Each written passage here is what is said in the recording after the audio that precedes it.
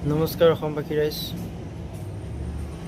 মই আজি ভিডিঅ'টো বনোৱাৰ উদ্দেশ্যটো হ'ল আমাৰ সন্মানীয় মুখ্যমন্ত্ৰী ডক্টৰ হিমন্ত বিশ্ব শৰ্মাক এটা কথা ক'ব বিচাৰিছোঁ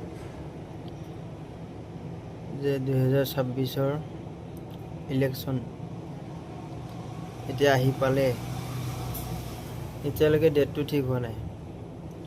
কিমান মানুহে কিমান বাহিৰত আছে, তো কেনেকৈ যাব ইলেকশ্যনত ভোট দিবৰ কাৰণে? কেনেকৈ যাব?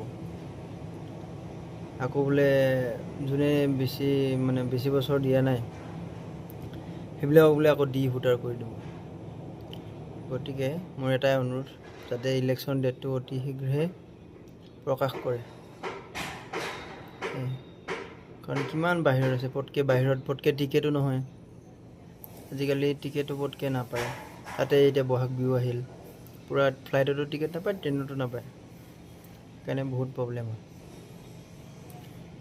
তো মই অনুৰোধ জনাইছোঁ যাতে সোনকালে ইলেকশ্যন ডেটটো ঘোষণা কৰে আৰু এই ভিডিঅ'টো সকলোৱে শ্বেয়াৰ কৰিব।